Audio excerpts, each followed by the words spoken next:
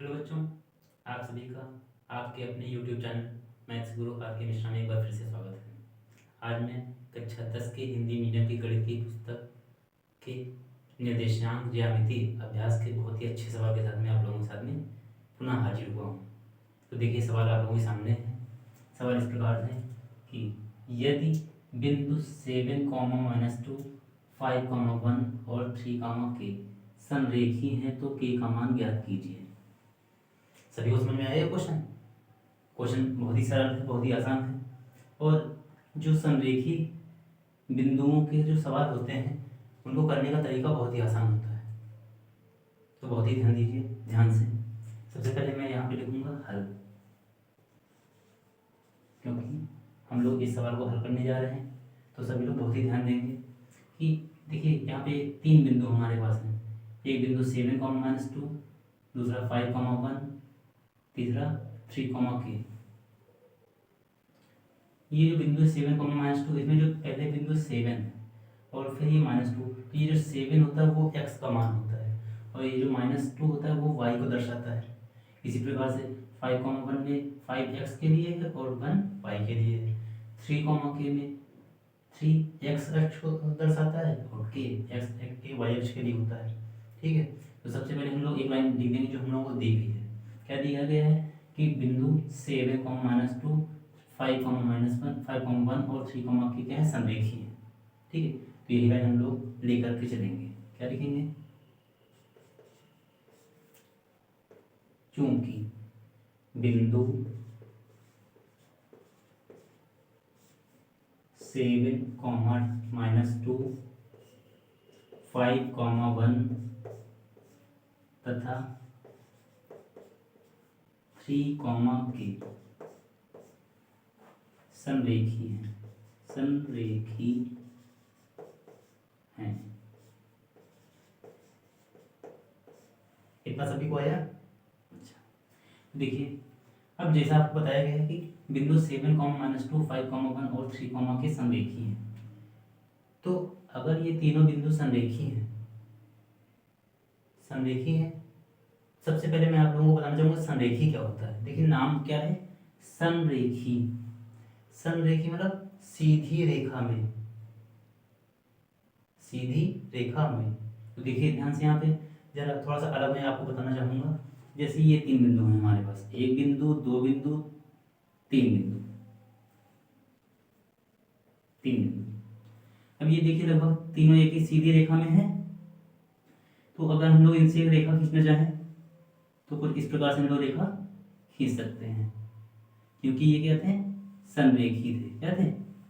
संरेखी थे। अगर इसी तरह से अगर 1 बिंदु, 2 बिंदु, 3 बिंदु, अब ये देखिए 3 बिंदु संरेखी नहीं है, तो जरा इनको मिलाइए।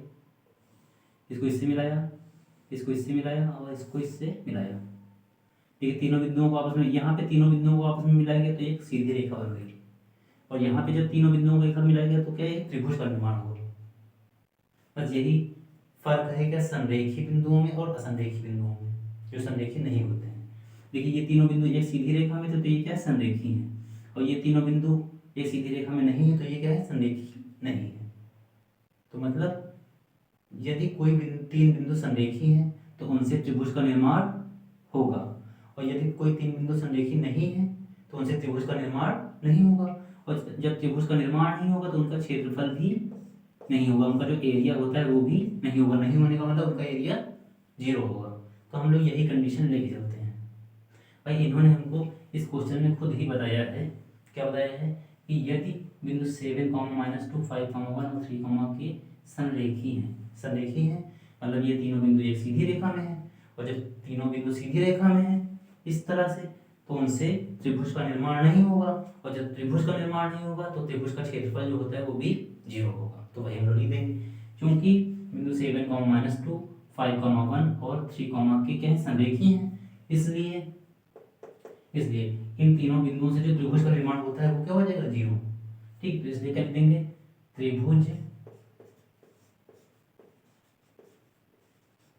का त्रिभुज का निर्माण जब नहीं होगा तो त्रिभुज का क्षेत्रफल भी 0। तो क्या लिख देंगे? अतः इसलिए त्रिभुज का क्षेत्रफल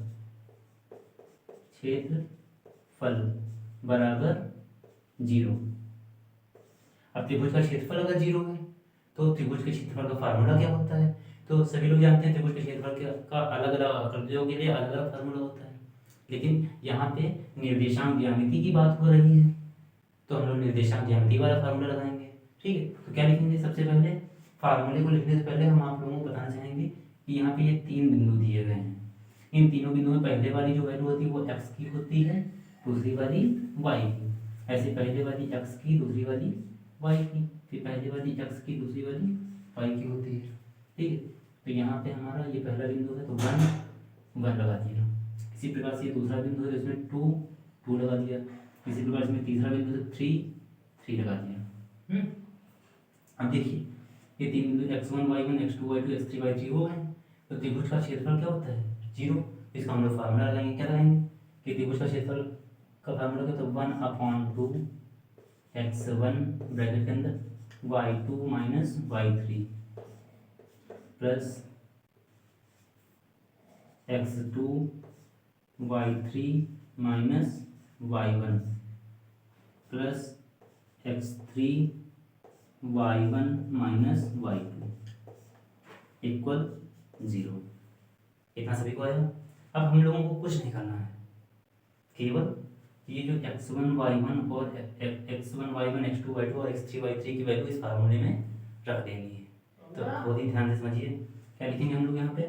1/2 ब्रैकेट में x1 की वैल्यू कितनी? 7, फिर ब्रैकेट लगाया। देखिए y2 लिखना है यहाँ पे।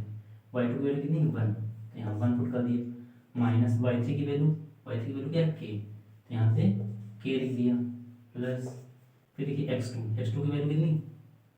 5, फिर ब्रैकेट लगाया यहाँ पे y3 की वैल्यू k, माइनस फिर y1 लिखना है। y1 की वैल्यू कितनी है? -2।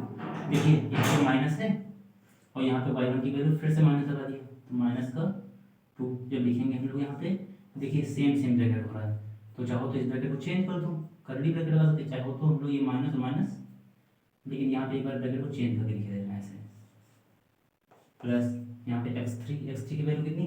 3 दी है यहाँ पे, फिर y1 माइनस y1 की वैल्यू कितनी है? -2, फिर माइनस y2 की वैल्यू -1 इक्वल 0। सभी को इतना आया? आप ध्यान से देखिए, बहुत ही आसान हो गया है। अब इसको हल करने में ज़्यादा हम लोगों को परेशानी नहीं होगी। क्या है? देखिए 1/2 यहाँ पे देखिए इस ब्रैकेट के साथ, इस पूरे ब्रैकेट के साथ में 1/2 पूरे में है। जब इसको हटा के इस तरफ भेजोगे तो क्या हो जाएगा? भाग में हो जाएगा। तो इसको हम लोग क्या लिख देंगे? 7 को पहले 7 लिखा और 1 माइनस k प्लस यहाँ पे 5, फिर ब्रैकेट में k, फिर माइनस प्लस 2, फिर ये 3, यहाँ पे -2 और -1 की माइनस का 3 हो गया। ठीक है, इक्वल यहाँ पे कितना आ गया? 0। और ये जो 1/2 इधर देखिए 2 इधर डिवाइड में है, तो 2 जब 0 के बाद इधर भेजेंगे बराबर इक्वल के निशान की इस तरफ आएगा। जब 2 हमारा इक्वल के निशान की इस तरफ आएगा तो 2 इधर डिवाइड में है, इधर जाके ऊपर इनटू में हो जाएगा। मतलब इधर 2 बटे में है भाग में, तो 2 इधर आके गुणे में हो जाएगा ऐसे। ठीक है, और इस 1 से तो कुछ होता नहीं है तो 1 को ऐसे ही पढ़ा रहना चाहो तो। ठीक है, अब बाकी चीज़ों को हम लोग हल कर लेंगे बहुत ही आसानी से। ये क्या हो गया हमारा? 0। इधर हमारा 7 का गुणा देखिए k में किया, ये 7 का 1 में, 7 एकम 7, फिर -7 का k हो गया, फिर प्लस 5 को k में तो 5k हो गया हमारा, फिर 5 को 2 में तो प्लस 5 2 जा 10 हो गया। फिर ये देखिए प्लस को माइनस से मल्टीप्लाई किया तो 3 जा 9, माइनस का 9, इस तरह से। अब हम लोग बहुत ही आसान क्वेश्चन हो गया है।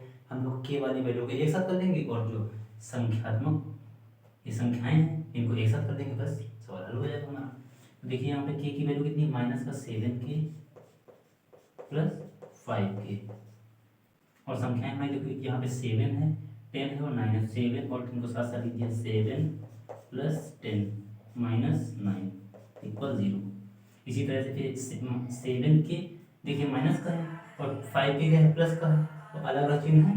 तो जब अलग अलग चिन्ह होंगे तो घटाएंगे हम लोग, बड़ी में छोटी घटाओ, 7 में से 5 गया 2k माइनस बट ठीक बड़ी वैल्यू जो माइनस की है। ऐसे यहाँ पे देखो 7 और 10 कितना हो गया 17 माइनस 9 इक्वल 0 हो गया। फिर देखिए यहाँ पे माइनस का 2k प्लस 17 में से 9 हो गया 8 इक्वल 0। इसी प्रकार से अब हम लोगों को k का मान निकालना है। तो k का मान निकालने के लिए हम लोग ये जो वैल्यू बची है ये 8, इस 8 को दूसरी तरफ भेज देंगे।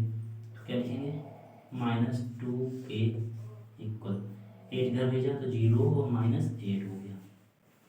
अब इसको हम लोग क्या करेंगे ऐसे माइनस का 2k इक्वल माइनस का 8, माइनस से माइनस कट हो गया तो 2k इक्वल 8, तो k इक्वल 8/2 हो गया। 2 4 जा 8, तो k की वैल्यू कितनी आ गई 4। यही हम लोगों को फाइंड आउट करना था। सभी को समझ में आया? ठीक है, इसको नोट कर लीजिए और इस प्रकार के सवालों में कोई भी समस्या हो तो आप लोग हमसे पूछ सकते हैं, इसको हल कर लीजिए।